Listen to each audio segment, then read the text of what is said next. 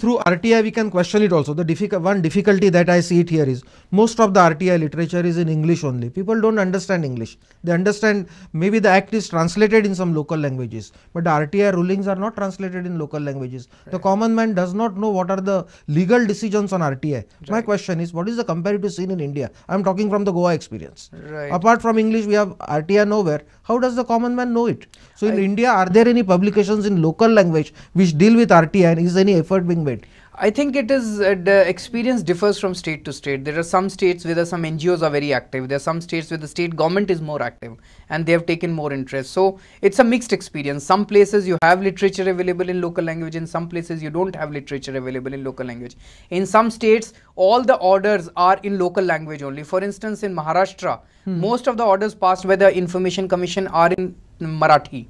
So you don't need translation actually. In Goa, you have been interacting a lot with Panchayat activists, so you will know that most of them are with the local language. English is not enough. Right. So speaking about these Panchayats and all, what have been your impressions of the Panchayat system in Goa? What could be a possible future for them? Are you happy with what you are hearing in Goa? My experience is very small. My experience is just of 2 days. In the last 2 days, I've been interacting with a lot of activists. What I hear in Goa is that very few powers have been given to panchayats. Whatever powers have been given, they have been given to Sarpanch. Gram Sabhas have been given very little powers. And then appellate powers to panchayat directors or collectors. There is a bureaucracy. Unfortunately, the law says that if anyone is aggrieved by any decision of Gram Sabha, he can make an appeal to Director Panchayat. If anyone is aggrieved by a decision of Sarpanch, he can make an appeal to Director Panchayat. And the decision of Director Panchayat will be final. So which clearly means that the entire Goa state, all the panchayats of Goa states, all the Gram Sabhas of Goa states are subservient to Director Panchayat. And Director Panchayat is controlled by the state government. So this seems to be an indirect way or a direct way of controlling all the panchayats and all the villages of Goa. So would you say it is a farce? If this thing continues this way, our Gram Sabhas are farce, would you say that? It is a farcical system. It is a completely farcical system. It is not about giving power to the people. It is creating a facade that we have given a power to the people. How do we give power to people and how do we prevent its misuse? First and foremost is what legal mechanism should be there for that? We need to amend Panchayati Raj Act in Goa. And we need to give complete powers to Gram Sabhas, absolutely no powers to Panchayat or Sarpanch. The Gram Sabha's decision must be final. That decision must be followed by the Sarpanch or the local bureaucracy. If they don't implement those decisions, then Gram Sabha should have the power to recall Sarpanch in the next meeting. Gram Sabha should have complete powers over local officials. They should have the power to appoint their own teachers. They should have power to appoint their own doctors. They should have power to appoint their own ration shopkeeper. They should have power to appoint their own panchayati secretary. They should have the power to dismiss them. They should have power to penalize them. Gram Sabhas should have the power to take all the decisions with respect to how the government funds will be spent in their area. No schemes should be thrust upon Gram Sabhas. Gram Sabhas should have complete power to decide whether they want to give land for any project or not. If they want to give land, then at what terms and conditions they want to give land. Gram Sabhas should be treated as owners of all the local natural resources. Gram Sabhas should be consulted before any law is placed in the assembly. Once the Gram Sabhas are given complete power over government funds, government functionaries, government funds, government functionaries, natural resources and government policy making, that will be true democracy. And if anyone is aggrieved, no decision of Gram Sabha should be challengeable anywhere except someone can challenge that the process of Gram Sabha was not followed. So there should be an independent ombudsman. Kerala has such an institution. There should be no powers to Director Panchayat. There should be an independent ombudsman where a person can go and say that I was not allowed to enter Gram Sabha, or I was not allowed to speak in Gram Sabha, or my points were not written down. Then ombudsman can only ensure that Gram Sabha takes place properly, but no decision can be challenged on merits. That would be true democracy. That will be real power. How do we achieve this? Can we rely on public interest litigations to get this? No, it is not a PIL issue. It is a hardcore political issue. It is another fight for independence. In 1947, what we got was transfer of power from English to the local bureaucrats, local politicians. We have to now take away the power from the from the politicians and the bureaucrats and give this power to the people. So And- it is a hardcore political battle. Yeah, and after 1947, Mahatma Gandhi said that there is no need of elections, the power has to remain with people. Do you endorse that view? You see, if you give real power to Gram Sabhas and Mohalla Sabhas, what I envision is that the party politics and the politics of leaders will become very weak slowly. The real power will flow from the people. The decision making will be in the hands of the people. Just imagine a situation where Gram Sabhas start taking place in the whole of Goa properly. Any law which is presented in assembly then will first be discussed in Gram Sabhas. And whatever is the view of the Gram Sabhas, the assembly will have to honor that view.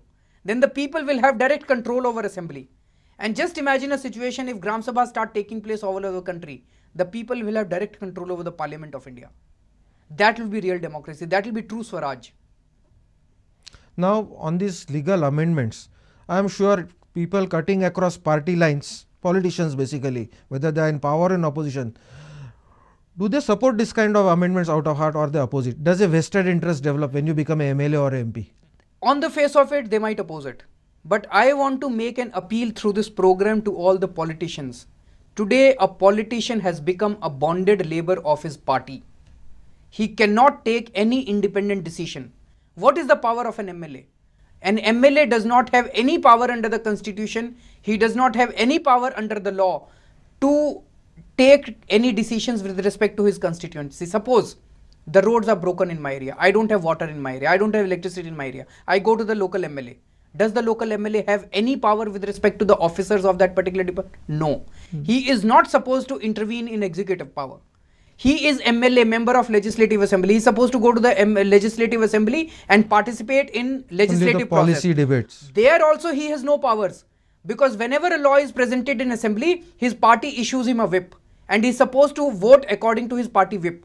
So he is a bonded labor of his party. I would urge all the politicians that you raise your voice against this kind of democracy. You raise your voice against. Are you trying to say the whip system should be abolished, lock, stock and barrel? I think whip system needs to be abolished. This has completely demolished our democratic structure.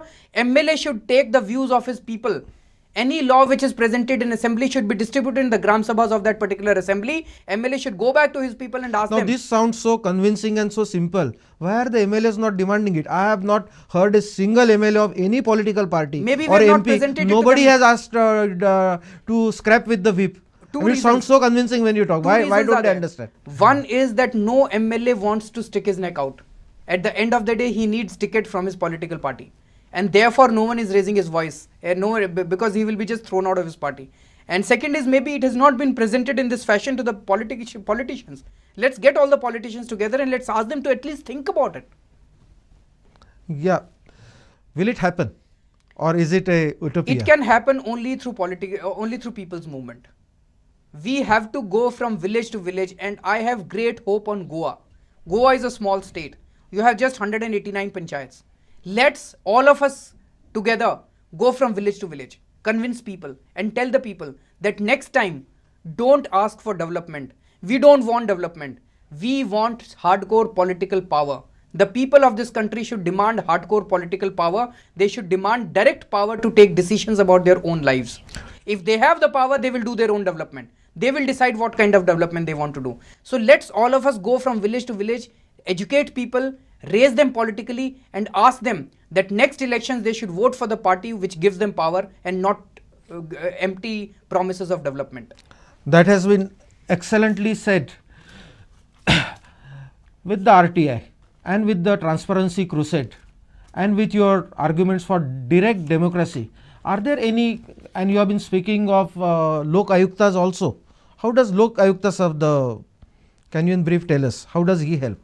You see, in our entire structure, there isn't any single agency which, if I have information about corruption, I can go to that agency which is completely independent of the political executive and which is effective about tackling corruption.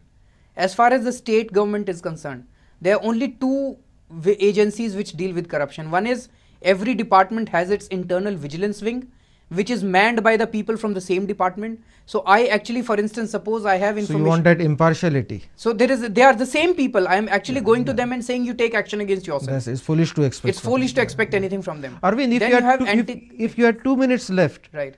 and to suggest, and if you are the Prime Minister or something, what could be done for India, and the power to implement it, what you would suggest in 2 minutes? I would just say that give complete power to the people of this country to be able to have more control over their lives, more control over their future.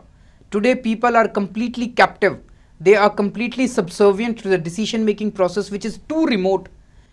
50% decisions are taken by Delhi and the balance 50% decisions are taken by the state government. People have absolutely no control over the decision making process. They are simply consumers of completely arbitrary decision making process which is thrust upon them. I think the people need to raise their voice against that. Yes.